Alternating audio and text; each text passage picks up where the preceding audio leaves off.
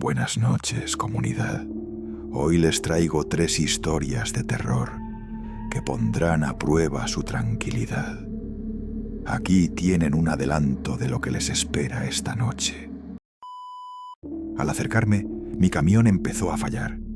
Las luces parpadearon, la radio volvió a encenderse sola y la pantalla digital se llenó de números en rojo que no reconocía. Me detuve y entonces vi a la mujer. A las 2:37 de la mañana, un golpe fuerte en el techo me despertó. Subí con linterna.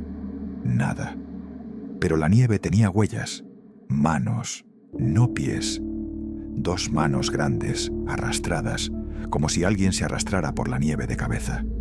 Vive en un centro psiquiátrico desde entonces. El ingeniero sigue desaparecido. Y yo, cada vez que me miro al espejo por más de 10 segundos, algo cambia en mi reflejo. Ahora sí, a continuación, la primera historia. No niegues el invierno. Browning, Montana. Mi nombre es Alan Foster. Trabajé como meteorólogo para el gobierno entre 2015 y 2022. Esta historia no la he contado nunca, y si la comparto ahora es porque ya no tengo nada que perder. Perdí mi trabajo, mi salud y, lo más importante, la certeza de lo que es real y lo que no. En diciembre de 2019 fui asignado a una estación meteorológica automatizada cerca de Browning, un pueblo fronterizo con Canadá, en el norte de Montana. Debía revisar una antena dañada y pasar 3 noches en la cabaña de control mientras se estabilizaba la señal satelital. Todo era rutina, pero algo estaba mal desde el momento en que llegué. La nieve era distinta. No caía hacia los lados. No había viento. Simplemente se movía, como si algo invisible respirara en el bosque. La primera noche fue silenciosa, demasiado silenciosa. A las 2:37 de la mañana, un golpe fuerte en el techo me despertó. Subí con linterna. Nada. Pero la nieve tenía huellas, manos, no pies. 2 manos grandes, arrastradas, como si alguien se arrastrara por la nieve de cabeza. El segundo día, el generador se apagó solo. Revisé el cableado. Había marcas de arañazos en el metal, como si lo hubieran intentado romper desde dentro. En la segunda noche, encendí la radio de onda corta. Capté una señal proveniente de una frecuencia fuera de rango. Era mi voz. Una grabación exacta, palabra por palabra, de lo que yo había dicho en voz alta 1 hora antes, mientras me preparaba una sopa. No puedo más con este frío maldito. Y después, una risa. Mi risa. No dormí esa noche. La tercera mañana, el termómetro marcó -37 grados Celsius, pero el aire se sentía cálido. El cielo estaba rojo y la nieve parecía derretirse en algunos lugares para revelar la tierra negra debajo. Entonces lo encontré. A unos metros de la estación, sobresaliendo entre los árboles, había un montículo de ramas que no estaba allí antes. Me acerqué. No era un montículo, era una figura, un cuerpo, tumbado boca abajo, completamente congelado, sin ropa, con la piel pegada al hielo como si hubiera sido absorbido por él. En su espalda, alguien había tallado palabras en un idioma que no reconocía. Efefesa oral. Y justo debajo, algo en inglés. Don't deny the winter. Ese mensaje me lo repetirían muchas veces. La tercera noche fue cuando el frío dejó de sentirse natural. No era físico, era interno. Me dolía la médula espinal. Los dientes me vibraban, aunque tenía calefacción portátil y mantas térmicas. Y entonces empezó el sonido, como un silbido lejano. Una melodía que se repetía cada 11 segundos. Siempre igual. Hasta que, sin darme cuenta, comencé a repetirla en voz baja, como si la supiera desde niño. Salí a la puerta. El bosque no estaba oscuro. Algo brillaba desde dentro, como linternas o ojos. Y entonces lo vi. No puedo describirlo bien. Era algo grande, alto como un poste eléctrico, pero inclinado hacia adelante, como si no pudiera sostener su propio peso. Tenía piernas de ciervo, pero huesudas, negras. Su torso era humanoide, pero completamente invertido, como si lo hubieran construido al revés. Y su cabeza era solo una cavidad de hielo en forma de antorcha. Dentro, algo brillaba azul. No caminaba, se deslizaba. A medida que se acercaba, la nieve retrocedía. El frío se metía en los huesos y susurró, no con una voz, sino con una idea dentro de mí. Si niegas el invierno, te niegas a ti mismo. Desperté en un hospital de Missoula 4 días después. Me encontraron caminando desnudo por la autopista, a más de 120 kilómetros de la estación, sin recuerdos claros. El gobierno selló el área por riesgo de hundimiento y desprendimientos de hielo. Pero sé lo que vi. En sueños sigo escuchando la melodía. A veces, al abrir la puerta de mi casa en invierno, encuentro manos marcadas en la nieve, arrastradas en dirección a mi puerta. Alguien me trajo de vuelta, pero algo me sigue, porque ahora entiendo el mensaje. No niegues el invierno. No es sobre la estación, es sobre lo que se esconde dentro de él. El nivel 0. Basado en hechos reales, Colorado Springs, 2016. En 2016, participé en un programa de inspección de instalaciones militares inactivas. Formábamos parte de un equipo civil contratado por el Departamento de Defensa para verificar la integridad de bases subterráneas que habían sido selladas después de la Guerra Fría. Me asignaron la instalación Hecho 7, ubicada a 90 minutos de Colorado Springs, a los pies de una montaña sin nombre, marcada solo por coordenadas GPS. Había sido una base de comunicaciones nucleares durante los años 60 y cerrada, de forma abrupta, en 1982. No había documentación clara del motivo. Íbamos 3, un ingeniero estructural, un técnico en redes y yo, encargado del mapeo fotográfico. Entramos el 4 de octubre, a las 10:05 de la mañana, a través de un acceso reforzado cubierto de maleza. El aire estaba seco y todo parecía en perfecto estado.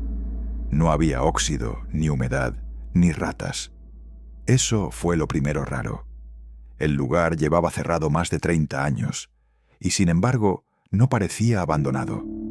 Lo segundo raro fue que los relojes dejaron de funcionar a los pocos minutos de entrar. Todos, analógicos y digitales. Se congelaron en 10 y 27 de la mañana exactas. Pensamos que era una interferencia electromagnética, así que seguimos bajando. Los primeros 3 niveles eran rutinarios. Oficinas, dormitorios, generadores. Encontramos papeles que hablaban de ejercicios de evacuación y protocolos de comunicación con NORAD.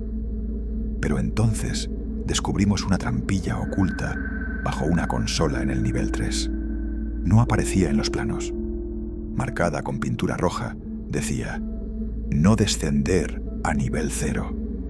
El ingeniero se negó a bajar. Se quedó arriba. Yo bajé con el técnico, Jake. La escalera era antigua, de metal frío, pero sin polvo, como si alguien la hubiera limpiado recientemente. Cuando llegamos al fondo, la temperatura bajó de golpe.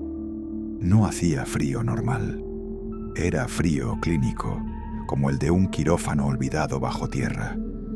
Las paredes estaban recubiertas de espejos sin marco, todos perfectamente pulidos, y el pasillo no tenía fin. Caminamos 5 minutos sin llegar a una puerta, pero había algo más. Cada espejo reflejaba algo diferente, no a nosotros, no al pasillo.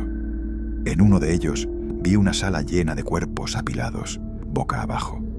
En otro vi una sala con 3 hombres parados, observándome. Vestían uniformes militares antiguos y uno de ellos me sonrió desde el reflejo. Jake también lo notó. En voz baja dijo: Estos espejos nos están observando.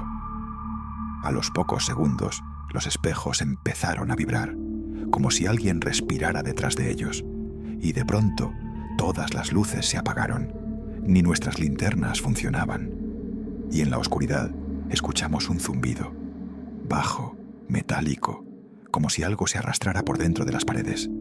Luego, voces susurraban nuestro nombre. Jake, Alan. No sé cuánto tiempo estuvimos ahí.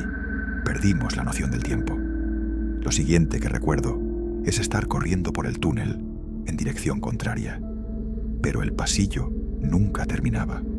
Siempre igual. Los mismos espejos. La misma sombra en la esquina de cada uno. Jake cayó al suelo. Empezó a gritar. Dijo que uno de los reflejos lo estaba imitando, pero con una sonrisa deformada. Lo vi. Era él, sí, pero con los ojos en blanco y la boca rota hasta las mejillas. Lo jalé como pude. Cuando por fin encontramos la trampilla y subimos al nivel 3, el ingeniero ya no estaba. Solo su linterna, encendida, apuntando hacia la pared. La salida estaba a pocos metros, pero antes de irnos, escuchamos pasos detrás de nosotros. Miré hacia atrás y vi algo que no puedo explicar. Era Jake, pero también estaba conmigo. El que venía detrás caminaba igual, tenía su mismo rostro, solo que más delgado, pálido, y sus ojos eran espejos. Salimos. Después de eso, Jake cambió. Dejó de hablar. Nunca volvió a responder una sola pregunta. Vive en un centro psiquiátrico desde entonces. El ingeniero sigue desaparecido. Y yo, cada vez que me miro al espejo por más de 10 segundos, algo cambia en mi reflejo. Parpadea cuando yo no lo hago. Sonríe con medio segundo de retraso.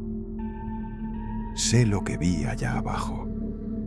Y sé que el nivel 0 no está sellado. Está esperando. Recuerda, si estás disfrutando el video hasta ahora, tu like y suscripción ayudan un montón. Continuemos con la siguiente historia. El cuarto faro, ruta estatal 375, Nevada, la carretera extraterrestre. Trabajo como camionero desde hace más de 15 años. He cruzado casi todos los estados del país y te puedo decir que las rutas más solitarias son las que esconden las cosas más oscuras. Esta historia me ocurrió en 2020, mientras cruzaba el desierto de Nevada por la ruta estatal 375, también conocida como la carretera extraterrestre. Eran las 2:11 de la mañana, completamente solo, sin señales de otros vehículos ni cobertura. La radio solo emitía estática. Iba rumbo a Tonopah, con una carga ligera de piezas metálicas. El GPS marcaba una ruta directa, sin desvíos, pero de pronto se reinició solo. Y me sugirió un camino alternativo, un desvío por una vía de servicio sin nombre. Pensé que sería una especie de atajo. Error. La carretera era recta, gris, vacía. Ni una señal. Nada más que tierra agrietada y montañas oscuras a lo lejos. Pero lo raro no fue el camino. Fue lo que apareció a los pocos kilómetros. Un faro blanco, pequeño, encendido junto al asfalto. No tenía sentido. No estábamos cerca de ningún lago ni mar. Solo arena y rocas. Seguí manejando. 10 minutos después, apareció otro faro. Idéntico. El tercero apareció al borde de una curva imposible, en medio de la nada. Y justo ahí me di cuenta. No estaba dando vueltas. Iba en línea recta. ¿Cómo podía haber una curva? Pero el cuarto faro, ese fue el que no debí pasar. Estaba en medio del camino, no al costado, justo en el centro, como una torre blanca de unos 3 metros, brillando con una luz azulada. Al acercarme, mi camión empezó a fallar. Las luces parpadearon, la radio volvió a encenderse sola y la pantalla digital se llenó de números en rojo que no reconocía. Me detuve. Y entonces vi a la mujer. Estaba parada al lado del faro, piel pálida como papel, pelo mojado. No llevaba abrigo, a pesar del viento helado. Solo una bata de hospital que se movía como si respirara sola. Me hizo una seña, no de ayuda, de silencio. Yo no bajé, no podía moverme, ni gritar, ni siquiera cerrar los ojos. Ella se acercó lentamente al capó del camión. Sus pies no tocaban el suelo, y cuando estuvo justo enfrente, apoyó la mano en el vidrio. Su piel era transparente, se le veían los huesos por dentro, flotando, y entonces habló, pero su boca no se movía. Has pasado el cuarto faro. Ya no hay vuelta atrás. Mi vista se nubló. Sentí presión en los oídos, como si estuviera bajo el agua. El mundo se torció en silencio. El motor se apagó. Y de pronto desperté. Estaba detenido en medio del desierto, sin faros, sin mujer, sin carretera alternativa. El GPS marcaba la ruta original. Mi reloj decía 4:39 de la mañana. Lo peor fue que el tanque estaba lleno. No había gastado nada, como si nunca hubiera manejado. Pensé que lo había imaginado. Hasta que al llegar al primer pueblo, bajé a cargar combustible y revisé el capó. Tenía una marca de mano, pequeña, con 5 dedos alargados y la forma de los huesos marcada como si hubiera dejado ceniza detrás. Intenté limpiarla. No salió. Desde esa noche he intentado no volver a manejar por esa ruta, pero a veces el GPS insiste en llevarme por ahí. Y cuando duermo dentro de la cabina del camión, sueño con la misma curva imposible, con los faros en fila, y con ella, susurrándome que ya pasé el punto de retorno. Y lo peor es que, en esos sueños, siempre hay algo nuevo. Un quinto faro. Y detrás de él, alguien más me espera.